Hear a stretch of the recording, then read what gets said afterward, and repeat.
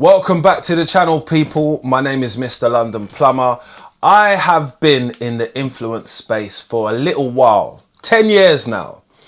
I'm in a niche, so I'm not massive, as you can tell, but I've always got something to say about it. And I wanted to highlight the case of Bricks and Minifigs. I hope I'm saying it properly. It's with the Lego. You lot know what I'm talking about. And I'm going to talk about the power of influencers nowadays. And I'm going to talk about the power of social media nowadays, right? So corporate companies, use social media influencers like myself to promote their businesses and to collaborate with us because we have the audience what they want. And in exchange, you receive some money from them, right? But we're just normal people. We're not big corporate companies. We don't make hundreds of millions of pounds. We generally make content because we actually enjoy it. And it's a better way for the normal person to relate to a product or relate to what we do, right? And I'm going to speak about a few people.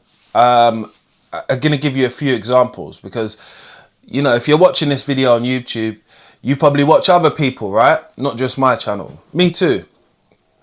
So I came across this case with the Star Wars Lego, and it was intriguing to me because I understand myself what's kind of like going on as bits come out at different times, but they was never ready, and you're seeing it now that they was never ready for what the internet, when it hits YouTube, when it hits TikTok, when it hits Facebook, what's going to happen to them? The backlash of social media when it comes to cancel culture through any influencer's platform can be damaging to any corporate business.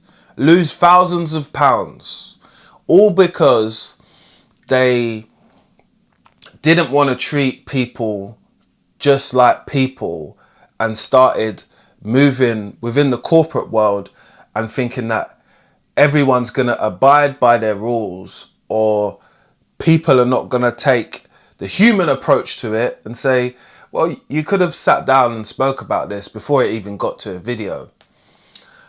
There's probably 1,000 videos going to get made on this subject, but it was a good watch for me as someone who is an influencer. And I know that there are a lot of other people that have platforms that don't like to call themselves an influencer. I'm not talking about that because that's here nor there. You're a digital content creator and that's what it is if you do that, right?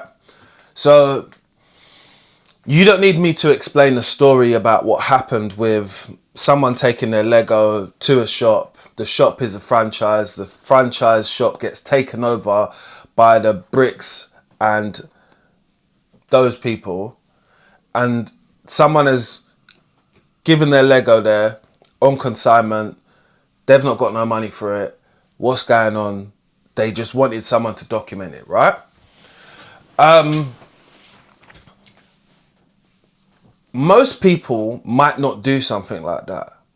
But today in 2026, people understand the power of the internet. The power of one video could turn most companies upside down. Because generally, it's not a conglomerate of people. It's just normal people documenting something and putting it together in a way which is easy for most people to view and watch and make their own mind up. That's what I don't like saying this, but that's what I fell in love with when I saw the idea of content creating, right? So I got into it myself, and watching other people do it, I've realized that there's a lot of people that are better at it than others, right? And the power of it allows sometimes some people to be very wealthy from it. Like, you make money from content, you know, I'm not going to lie to you. When you've got a channel which is monetized, you're able to make revenue. That's what they call it. Bless me. But it is money at the end of the day, right? But what it does is it's able to put your message out, depending on how you put it out, blurred or very clear for anyone to see, right? And I've watched the videos, I've listened to lawyers speak about it, and it's just interesting, you know, just how the company decided to deal with those individuals. We're all people at the end of the day, with or without a camera. So we could do this on camera or off camera, but when you're dealing with some corporate companies, it is best to document what is going on, because at some point they could try and sue you. And most civilians, just like myself, normal people, you ain't got the money to go court. You ain't got that bread at the end of the day. And that's what they've got over you. And I feel that a lot of the time they felt that it was an upper hand. But nowadays, it's not. It's really not. The influencers have got the upper hand. I'm going to tell you about another thing what I kind of watch, which is influencers as well. So there's a guy called Gideon, yeah? He's from America. He does predator catches. And there was a guy who was working with him. He was not to the level of what Gideon was at. He's on another level, a whole different level. You know, if you watch his videos, you watch them. I'm not really going to talk about them too much, but again, there's influencers who are in loads of different fields, right? Some people document real life stuff and go around the world and show you things what you're not going to see on normal TV. That's what switched me to just really watching YouTube, because it's unfiltered, like as raw as content as you can get. Well, there's rawer content what you can get, but it's on different platforms. Like, you know, you can put stuff on outside, stuff like that. And it is a way for people to hear a message instantly. So I understand why people like it. You know, I understand why I'm a person that's been actively watching a lot of these things, because I learn a lot off of them anyway. And I suppose a lot of other people do as well. But my point of this video and bringing up some of those people, especially with the Gideon person, I don't want to stop with that person, right? So he brought someone onto his platform, and he's a lot younger, right? So you got to excuse the not knowing about life and not having some of the life experiences maybe as some other people do who watch him. He brought someone onto his platform. He's a black guy. The other guy was very racist and had said racist things before and made loads of videos about saying the N-word. And to my understanding, the Gideon person is he was a religious person before. You know, I think he changed up his channel before. And then he went to doing the PDF captures and all of that, right? Similar to someone like called Chris Hansen, who does the same thing. But I think that Chris Hansen's on another level, right? But anyway, he helped that person gain a lot of followers, a lot of subscribers, and a community of his own. But he had to denounce him because of what he'd done on a stand, and prioritised another person who was being quite racist on the internet, which is called Chad the Builder.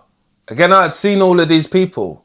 You know, I'm not American, but I see and I watch. You know, I think the internet has given us a place to be able to see and watch things what you would never ever see in your general life. And it's due to a lot of these influencers and platforms being so big and people having an audience, right? And that's powerful.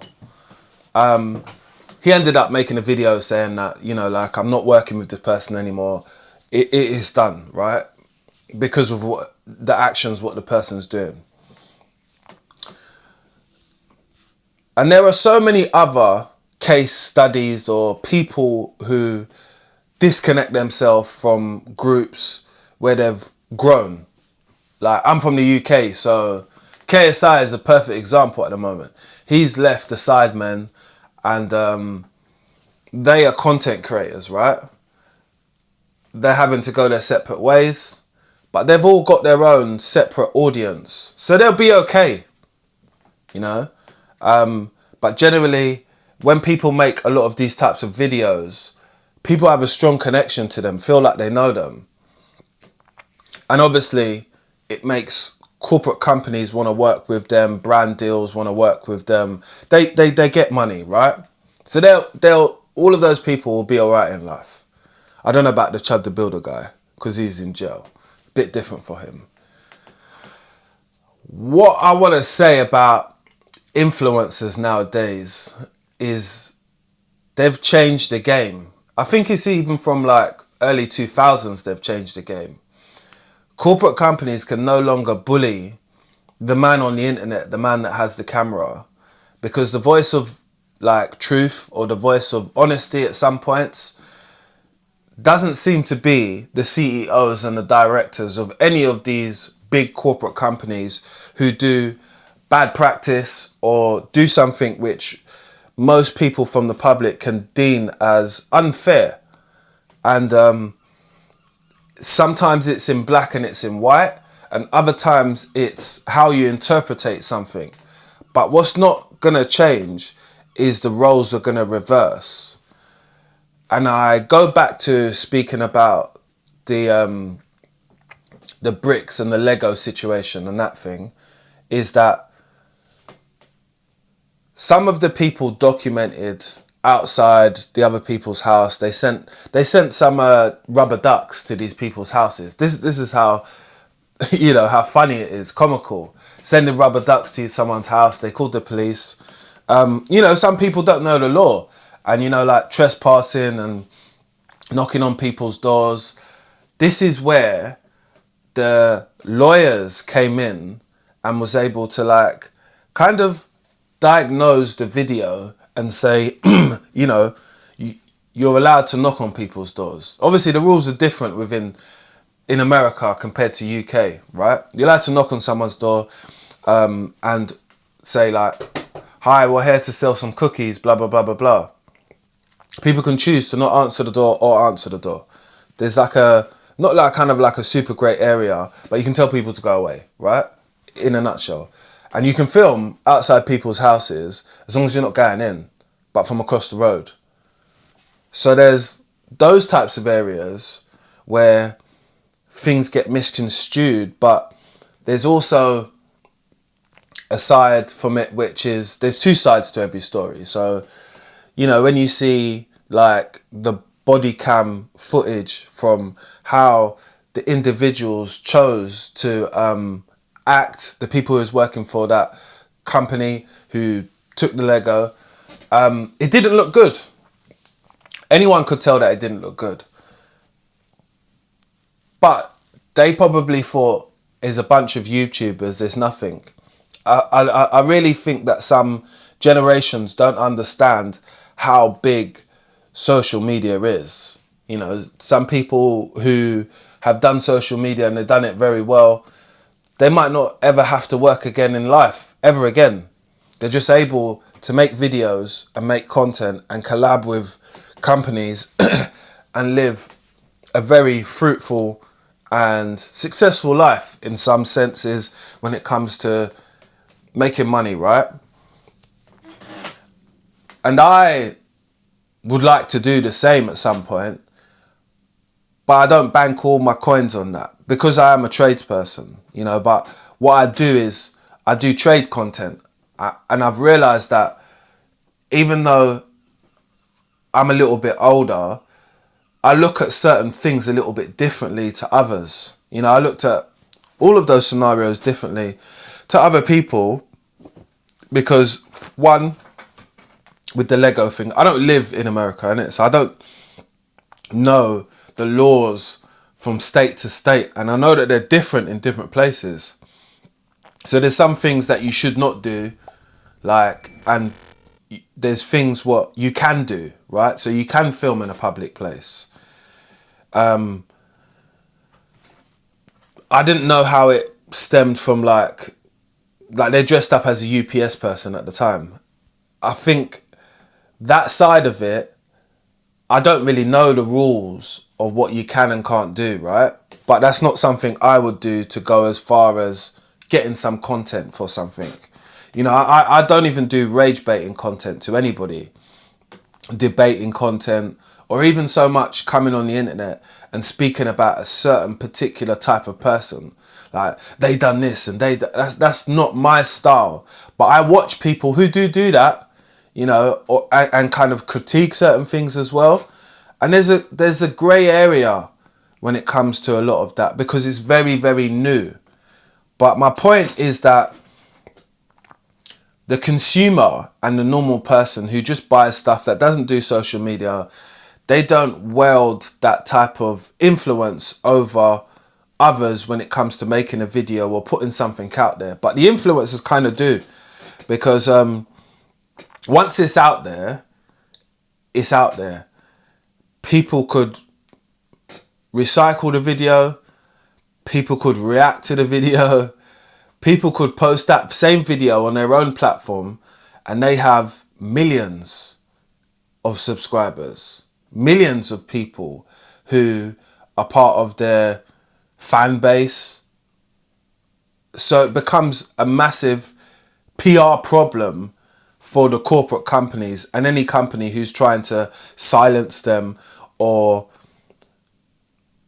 bring them to a legal battle, because it doesn't look good upon their behalf. You know, I've spoke about my own experiences with certain companies, and it's my own personal experiences.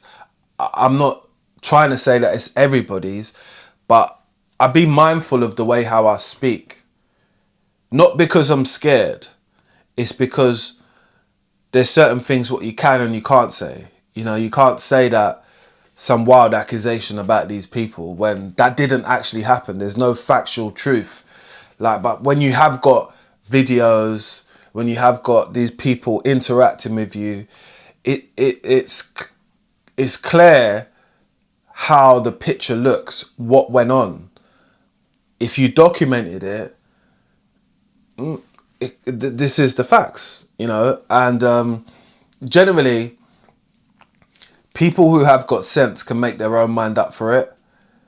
But I just wanted to talk about it because I don't think people are realising how much influence the influencers have got. I'm not trying to say it's got out of hand. I'm trying to say that now, like, certain issues what might have been pushed to the side, cases or things what have went on in society what the news don't want to talk about, because the news is always controlled by government and stuff like that. And that's why I said the unfiltered thing is because people can deep dive, unpack certain issues and bring up information which you never knew. You know, it's down to you if you research them again. Some things you got to take with a pinch of salt. You know, I used to watch a lot of tech review people and stuff like that. And there's a guy who does a lot of tech stuff. I actually can't remember his name right now. But anyway, he's quite big. I used to watch him a lot. And then I realised, you know, like, his reviews are more about selling the product. And on his channel, I'm sure he's had like Bill Gates on there as well, speaking about the new iPhones and all this stuff. And I'm like, this isn't really from an unbiased point, because why would you have these people on your thing? Like, if you have them on, you're going to have everybody on. And they ain't going to come there and allow you to critique their product. You're allowed to say one or two things, which might be like battery life or something like that. But it's a bit, and I say it's a bit because I worked for a lot of brands. I've collaborated with a lot of brands, and generally before you put out a bit of content, they need to see it. They possibly might write a script for you, or there's things which they want you to add in your video. So I kind of got the level of marketing what people were doing before, whether it's pushing a certain bit to it or saying, oh, well, it is really good and you kind of really need it.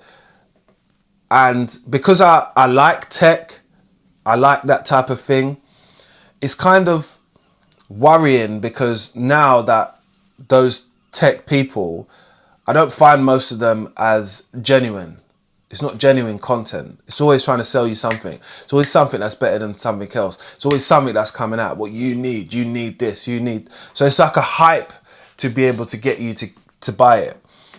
And I kind of realized that a lot when those particular types of influencers showed their studio, showed their setup, and showed how they were making these videos.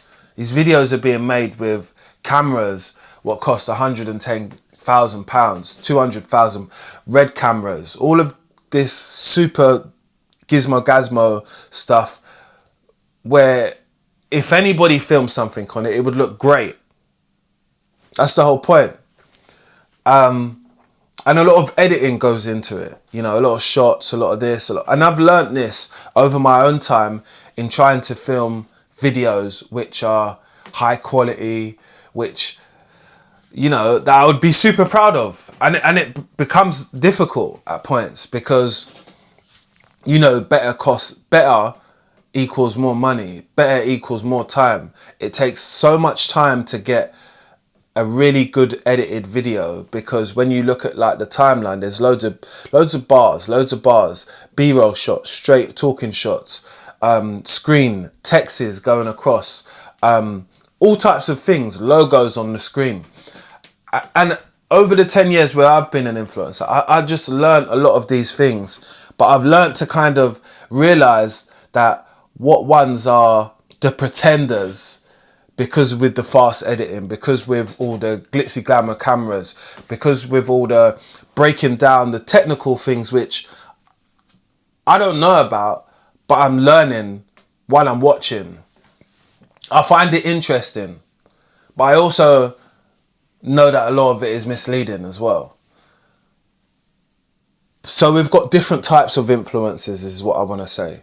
We've got a lot of them that get controlled by the money, and we've got a lot of them who bring up just normal social issues within the world. You know, I watch a guy who went to Cuba, and, you know, Cuba is a beautiful country. You got one side which is getting money, and you got the rest which is just in a place of desperation. You know, there's no lights there and stuff like that. I didn't know that before. You know, to the average person who's in the UK, maybe that makes, I don't know, if you make £1,000 a week, you go there on holiday, you could be probably rolling like a king. But the rest of the people, the lights are off at a certain time. There's no power, you know. So it's interesting to see because on the news, they're not telling you that. They're not telling you that there's a shortage of petrol and people are suffering. And it's like 500 pesos people are living on. So I like that because it's the reality, it's the truth. You know, I watched a few things about traveling and how certain countries are at the moment. And you wouldn't know any of these things by watching BBC, ITV, Channel 5. You know, you just wouldn't. It blows my mind when I see these things. And it kind of makes me wiser for the world. So, like I said, influencers are playing a big part within social world. I don't know if that's the right word. They're playing a big part within relaying a message to the rest of the world who doesn't see it for themselves. You know, I watched another influencer who goes around, he went to Russia, and it was like black people who live in Russia. I'd had no idea that people have a black community out in Russia, but watching the video, boom, eyes opened. Wow, wow, I didn't know that. You know, kind of took me back for a second. Like it created great conversation for me to talk with my partner about, because it was something which was just interesting. I'd never seen something like that before. And I guess some people who don't watch that type of content, you would never see it again. But the algorithm works and it favors those types of interesting things. So yeah, I just wanted to highlight that influencers are definitely having an impact on society. They're definitely having an impact on what we view as people, and big corporate companies have to tread a little bit more carefully with civilians. And it's not just looking at us as just money mules to be able to make something and to pump their message. It's a bit more than that. You know, a lot of people are just normal people, and they've got families, they've got mums, they got dads, so they don't move without a heartbeat, if you get what I mean. And it's kind of like evened out things, because you just have the rich up here and the corporate companies up here and the doers down here.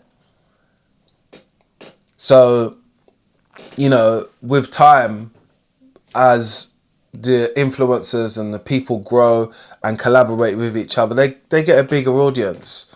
So they're able to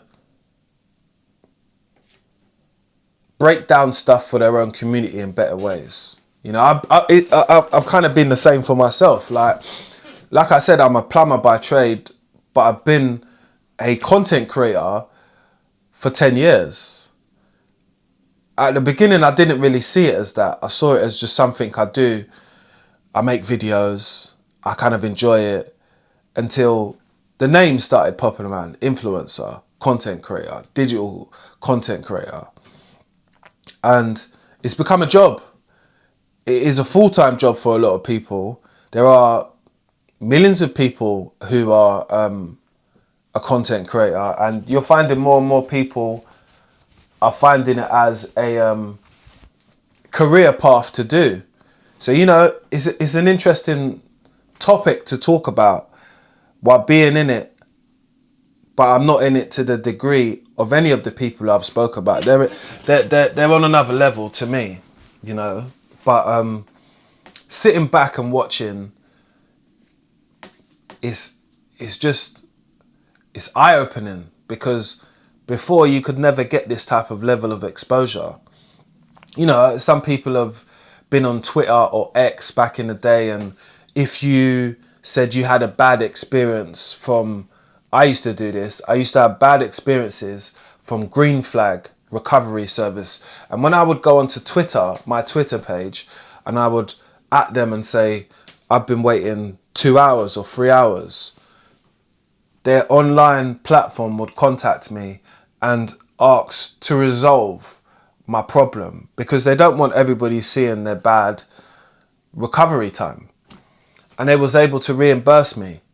But if I didn't have Twitter or nothing, I'd be waiting there like a lemon and thinking to myself, oh, they said they were going to come in an hour, but they've took 4 hours now. And I've got no one to complain to. But if I complain in a public forum, like a platform like Twitter, when it was called Twitter, now it's called X. I don't use that anymore. But they would get back to me as soon as possible, because it's bad PR. And I feel that when it comes to PR, yeah, none of those corporate companies are trained like that, because their basis is not to be probably PR trained, and they could never really find someone who's like a super influencer to do their PR thing for them, because people know that you don't need them. That's kind of like the kicker to it. You need them sometimes to build, but ultimately to have a long-term thing with them, if you're already getting monetized, you don't need them at some point, right? And that goes for like everybody who I've kind of said at the same time, because they've all had a level of success without any of them, before and after. So I want to know what you guys think, because this was like a conversation about influencers and society and how we view some of those people, but also with some of the things what I've said. You heard the things what I said. So it started off with the Lego Star Wars set. That's a big conversation at the moment on YouTube. So I want to know what people think, and if it's been like a positive or a negative for society right now. I know there's pros and there's cons. I mean, it's given a lot of people a job when jobs at the moment are becoming a scarce thing at the moment. It's harder and harder to get a job. You know, I've made videos on that as well. But I just want to know what you guys think, because I think it's been just an eye-opener, and I've watched things change. You know, when I was first going on the internet, it was AOL. You had to dial up. Like, if you was on the internet, someone couldn't call the house phone. Things have changed to my generation to where I have been on the internet. I haven't been on the internet that long. Obviously, I had a MySpace and things like that, but the way it's evolved and the way how one video can go viral and be seen by hundreds of millions, possibly 1 billion people, it's crazy. It's absolutely crazy. But I feel it's given society more of two sides to kind of pick from, and one side to make their own mind from it. But I want to know what you guys think, because like I said, I'm in the space of peace, but I'm not in the space to any degree than what I've spoke about with some of the names of the people. But I'm sure if you watch this video to the end and you remember the names what I said at the beginning and through the middle, you would have heard about probably most of them, you know, because they're quite big stories which are hitting the internet. So yeah, what do you think about the influencers nowadays? Do you think that it's helping society, or do you think that it's changing it and moulding it in a way which is unreversible at some point? I want to know what you guys think. Make sure you like, subscribe and share, and don't go anywhere without subscribing to this channel, because I like to make these types of videos because they're just like normal videos, you know, and it's something which I've done and something which I watch. But I would always like to ask my audience what you guys think. Like, share and subscribe, people. My name is Mr. London Plumber. I'll see you on the next one.